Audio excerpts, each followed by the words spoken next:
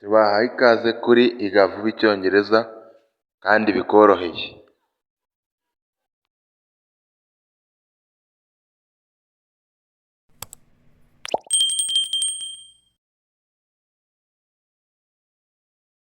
Tugiye kwiga uko batondagura verb to be muri simple present, turi bubone n'ingero z'uko twayikoresha muri simple present. Hanyuma turi bunarebe verb to be in simple past. Nabwo tuyitondagure muri simple past, turebe n'ingero z'uko twayikoresha. Muhawe ikaze rero. Verb to be muri simple present. Kuri I, you, he, she, it, we, you, they. Twongeraho kuri I twongeraho am. Kuri you tukongeramo are. Kuri he twongeraho is. Kuri she twongeraho is. Kuri it naho twongeraho is.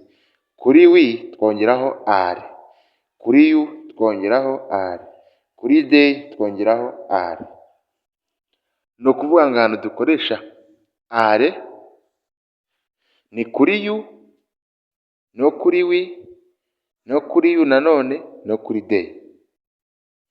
Kuri he na it na she dukoresha is. Noneho kuri I tuhakoresha am. Noneho ukuntu tuzisoma dusoma I am.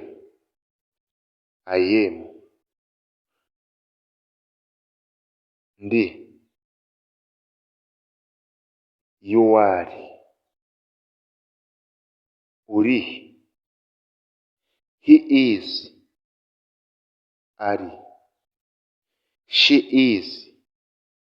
Ari w'umukobwa. It is. Kiri. Cy'ikintu cyangwa inyamaswa cyangwa ibintu. We are. Turi. You are. Muri. You ntabwo igihinduka, yaba iy'ubwinshi yaba iy'ubuke, ihora ari you are. Noneho twagiye kuri they are. Bari. Bo bari. They are iri mu bwinshi. Twagiye kuzisubiramo nanone tuzisoma. I am. You are. He is. She is. It is. We are. You are. They are. I am. Ndi. You are. Uri. He is. Ari. W'umuhungu. She is. Ari. W'umukobwa. It is. Kiri. Igisimo cyangwa ibindi bintu. We are. Turi. You are. Muri. They are. Bari. Twagiye. Ingero tugiye kubona uko twakoresha ingero zayo, uko twakoresha I am, you are, he is, she is, it is, we are, you are, they are. Urugero rwa mbere. I am a teacher. Ndi mwarimu. I am a teacher. Ndi mwarimu. You are a student. You are a student. Uri umunyeshuri. He is smart child. He is smart child. Ni umwana w'umuhanga ariko w'umuhungu. He is smart child. She is tall girl. She is tall girl. Umukobwa muremure. She is tall girl. It is yellow. It is yellow. Ni umuhondo. Ni umuhondo. We are teachers. Turi abarimu. You are a student. You are a student. muri abanyeshuri.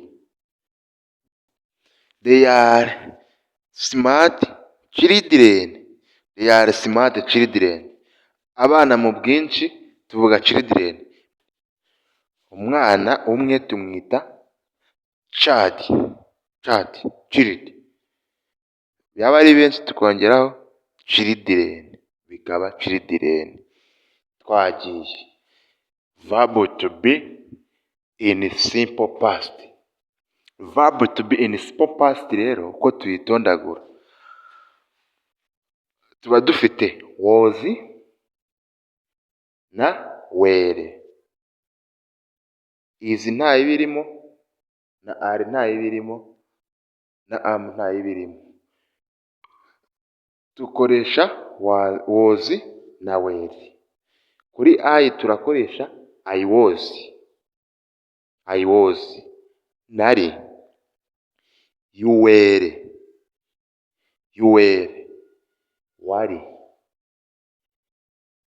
He na she na it tuhakoresha was.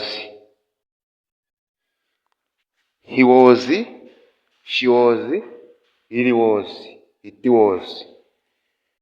Noneho kuri we dukoresha we are.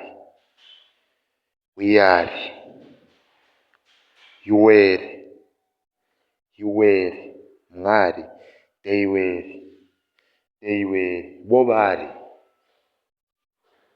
Ni ukuvuga ngo verb to be muri simple present twabonye ko dukoresha is, are na am. Noneho verb to be muri simple past ihinduka was na were. Iyo yageze muri simple past iba yabaye was na were. Is na are na am tuyikoresha muri simple present. Tugiye kureba ingero z'uko bayikoresha muri past, muri simple past, uko dukoresha verb to be muri simple past. Verb to be muri simple past, I tusoma I was at the hospital. Nari kwa muganga. Simple past ni igihe cyashize. Niho mpamvu simple past turi kuvuga ngo I was at the hospital. Nari kwa muganga. Turi kubishyira mu gihe cyarangiye. You were over there. Mwari hakurya hariya. You were over there. Mwari hakurya hariya. He was down. Yari hasi. We w'umuhungu ariko. He was down. Tugiye kuvuga no ku mukobwa nawe twavuga ngo she was down. Nawe yari hasi. Twajya kuvuga ku kintu it was down. Cyari hasi. It was down. Urumva kuri ha na she na it dukoresha na I dukoresha was. Naho you na we na they dukoresha were. We are at the hospital. Twari kwa muganga. You were over there. Mwari hakurya hariya. You were over there. He was down. Yari hasi. We are at the hospital. You are over there. We are at the hospital. Ivuga twari kwa muganga. You are over there. Mwari hakurya hariya. They were down.